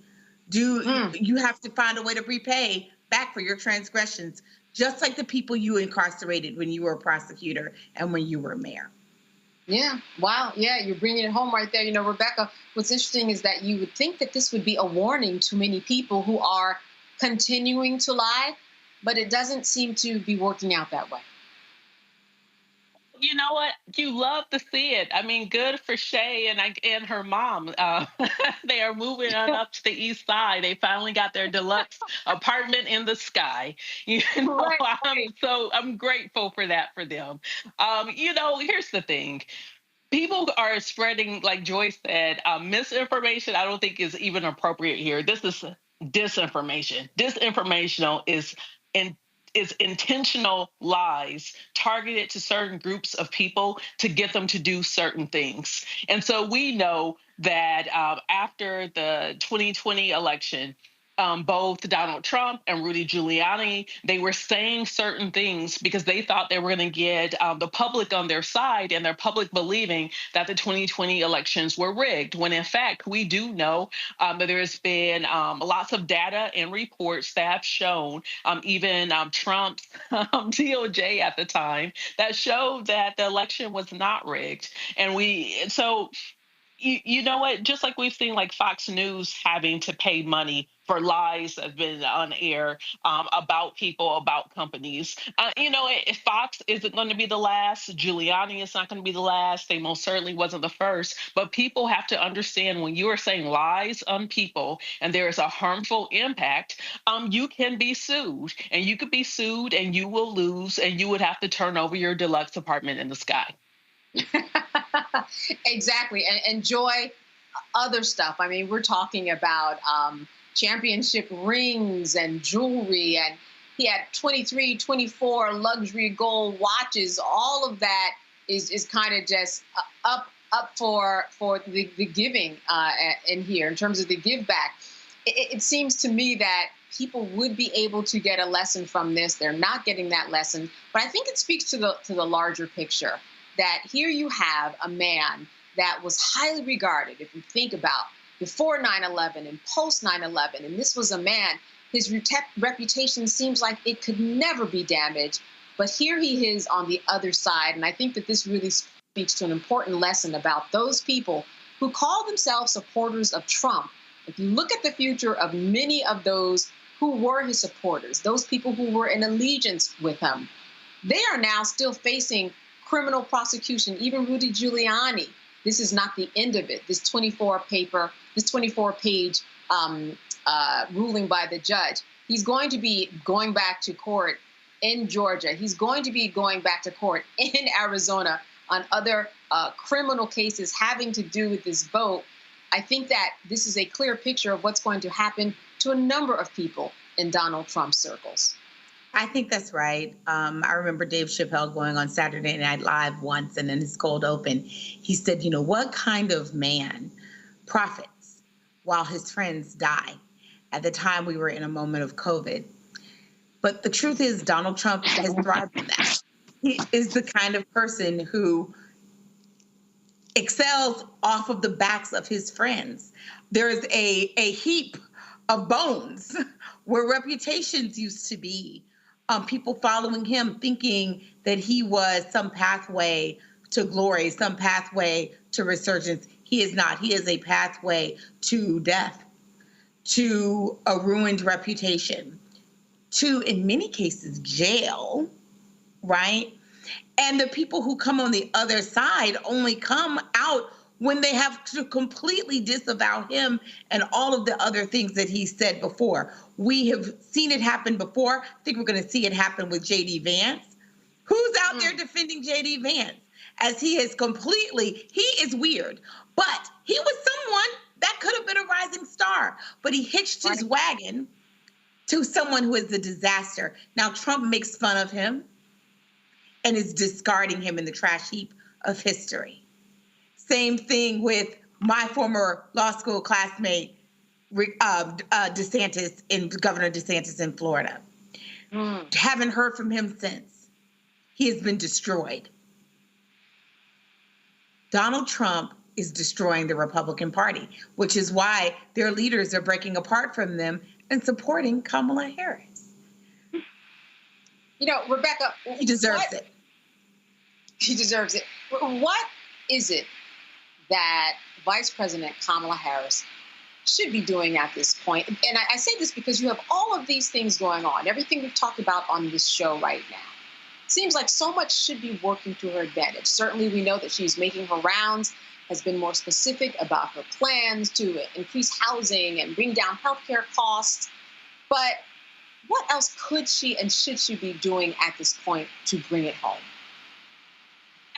In the campaign, one thing that I would remind any campaign, especially if it's a presidential campaign, you also have to make sure that there is an adequate ground game. You have to make sure people are knocking on doors. It can't just be people like me who live in Washington, D.C. going into these states, but you actually have to hire people on the ground who live in these communities. You have to make sure that money is flowing to organizers, to neighbors, to compel other neighbors to get out, to turn out to vote. Because once again, if Rebecca's knocking on someone's door, maybe they'll vote, maybe they won't. But if it's their neighbor that's knocking on the door and compelling them to vote, that's going to be definitely more effective. It's going to be definitely more impactful. And it's going to be someone who can relate to that person with what they're going through in their everyday life where they live. And so one thing that I will say, because I've seen some of the criticism in the press by different groups saying that they aren't receiving money to do this work, but, you know, in their minds, they think that they're being viewed as free labor. Make sure you're paying the people and make sure that on the ground there's lots of movement. There's still 13 days, 13 long days. This election could really go either way at the top of the ticket. But the group that has the strongest ground game is compelling people to go vote is the group that's going to win.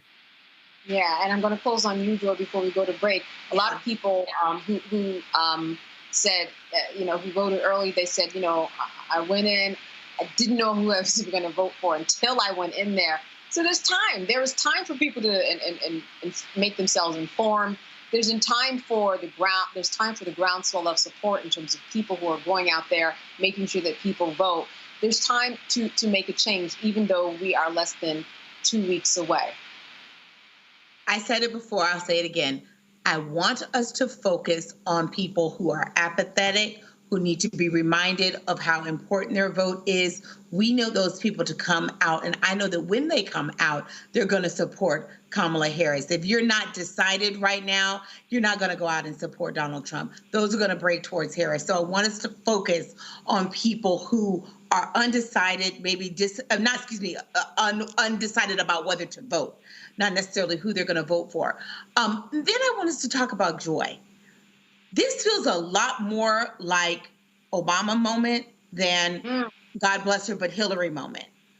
We need to have a groundswell of people who are excited about where our country is moving towards we're one of the last major nations to not have a woman president. That's important. We can lead into that. Future, hopefulness, joy, freedom. We have been moving away from that in that's the promise of Donald Trump. That's the promise of Donald Trump. Joe Biden helped us repair from his disastrous administration to Trump's administration. Now we have the ability to move forward beyond not just repairing, but driving forward. That's what the closing argument should be of this next couple of days for the Harris campaign. All right, you are watching Roland Martin Unfiltered live here on the Black Star Network. We'll be back after these messages. Stay tuned.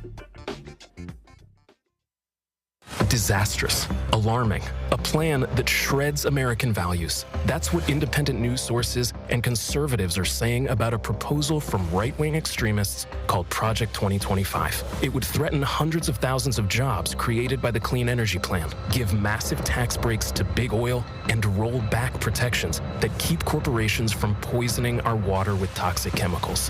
Project 2025, a dream for them, a disaster for you. In 2016, Donald Trump said he would choose only the best people to work in his White House. Now those people have a warning for America. Trump is not fit to be president again. Here's his vice president. Anyone who puts himself over the Constitution should never be president of the United States. It should come as no surprise that I will not be endorsing Donald Trump this year.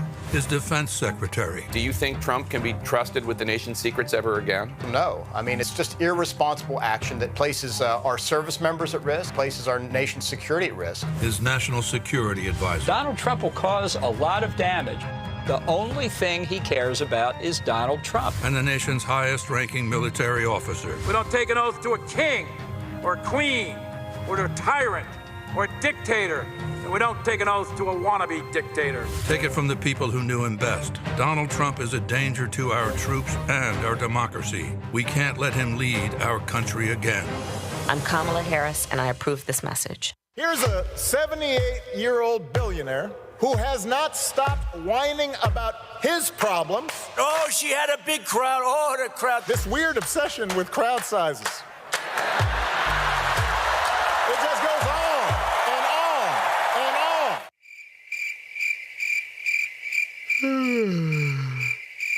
America's ready for a new chapter. We are ready for a President Kamala Harris. I'm Kamala Harris, and I approve this message. This is Reggie Roth-Byford. You're watching Roland Martin, unfiltered, uncut, unplugged, and undamn believable. You hear me?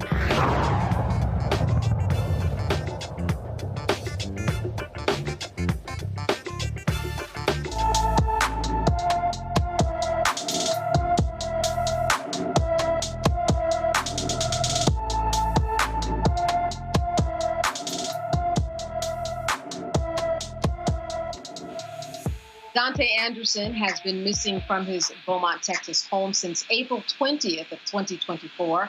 The 16-year-old is 5 feet 5 inches tall and weighs 125 pounds. He has black hair and brown eyes, and anyone with information about Dante Anderson should call the Beaumont, Texas Police Department at 409-880-3865.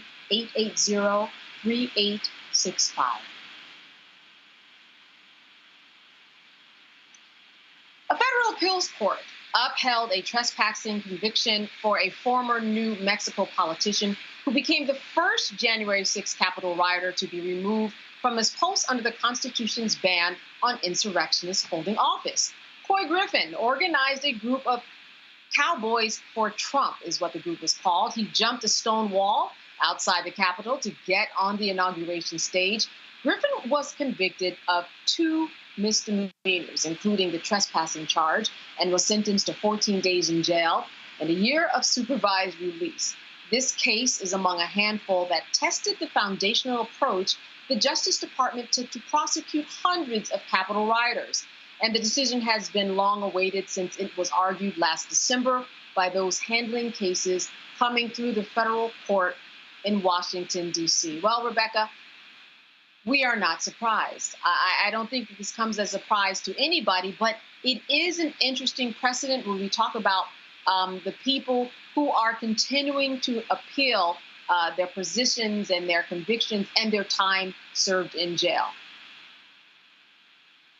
Very simply put, you cannot break into Congress. You cannot break into the Capitol and think that there aren't any repercussions for doing so. So these are people who are very entitled. They felt like former President Donald Trump gave them the permission structure in order to do what they did on January 6th. This wasn't just, I was caught up in the moment. I didn't know what I was doing, but this was months of planning. That attack on the Capitol was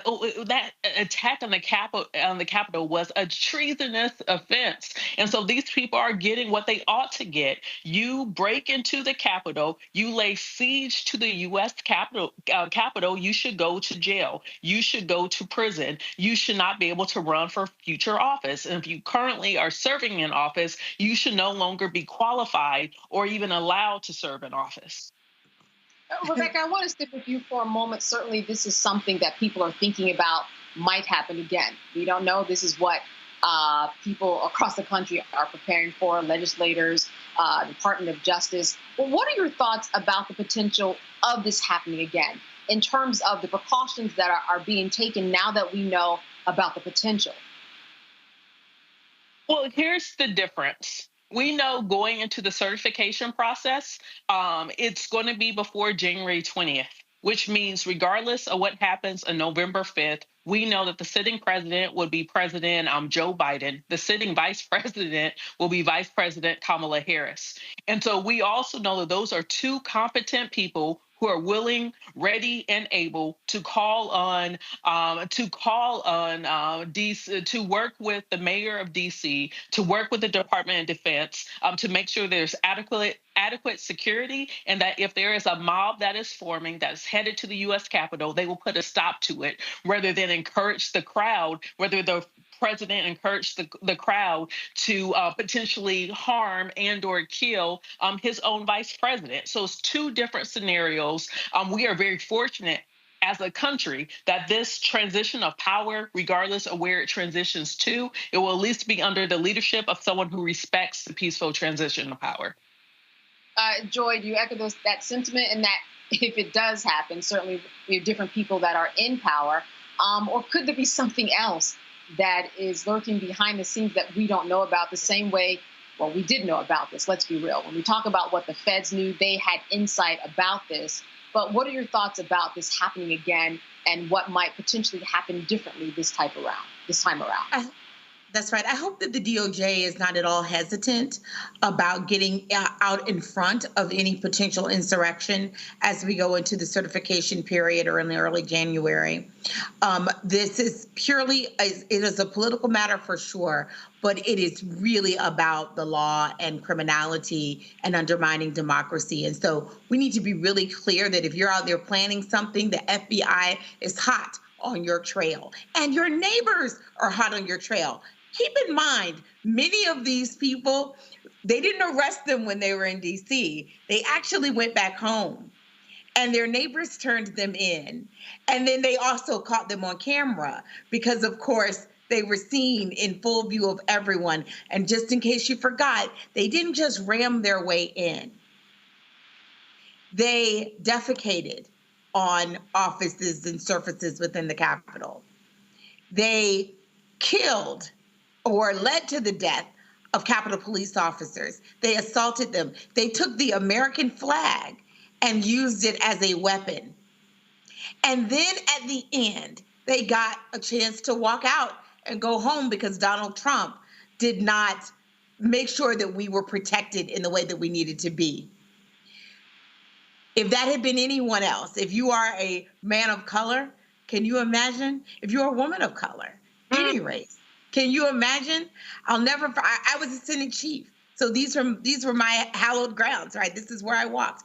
And I remember watching on TV a woman being escorted down the steps.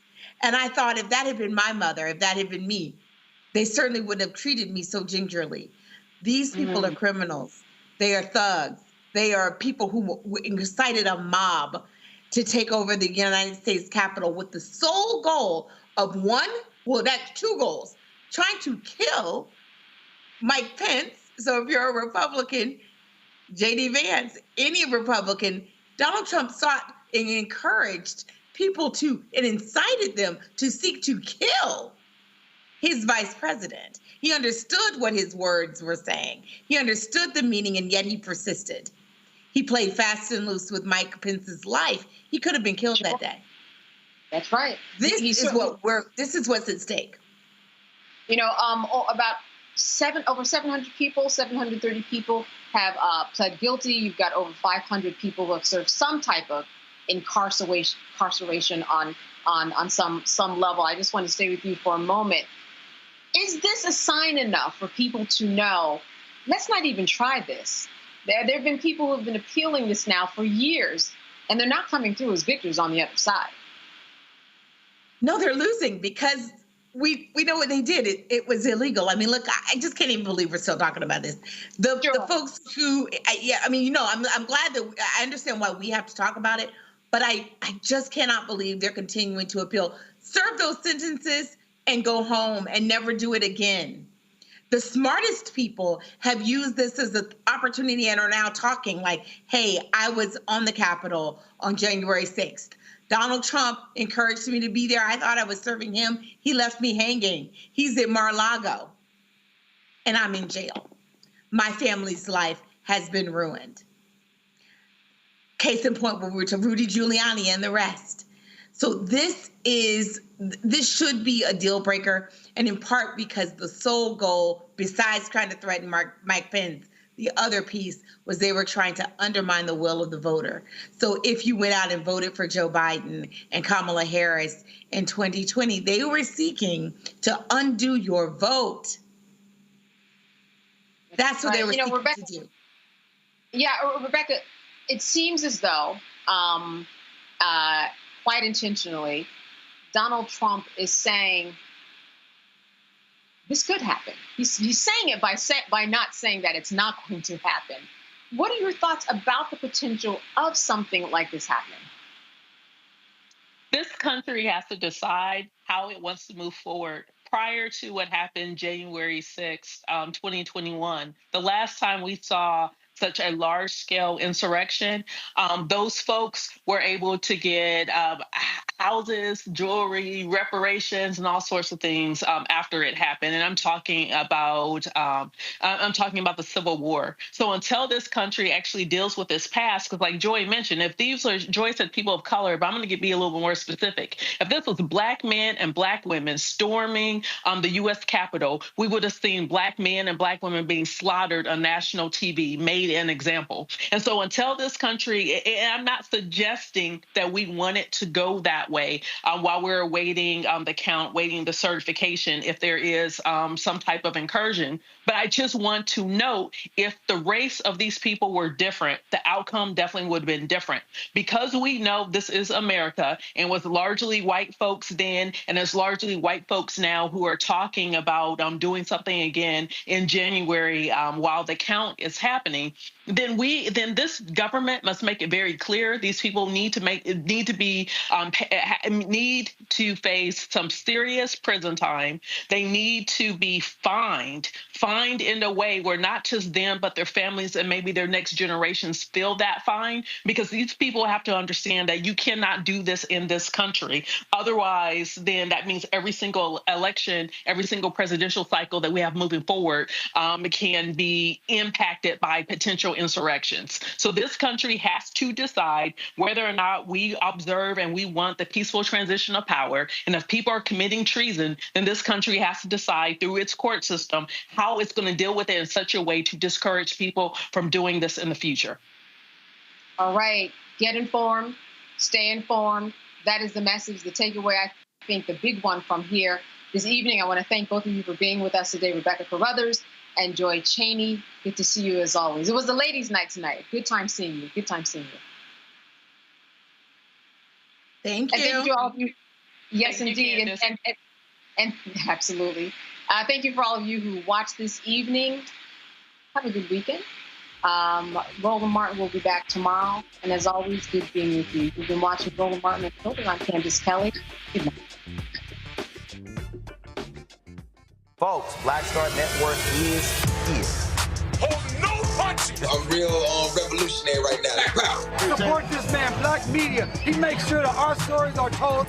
Thank you for being the voice of Black America, Roland. Stay black. I love y'all. All momentum we have now, we have to keep this going. The video looks phenomenal. See, there's a difference between Black Star Network and Black-owned media and something like CNN. You can't be Black-owned media and be scared. It's time to be smart. Bring your eyeballs home. You dig?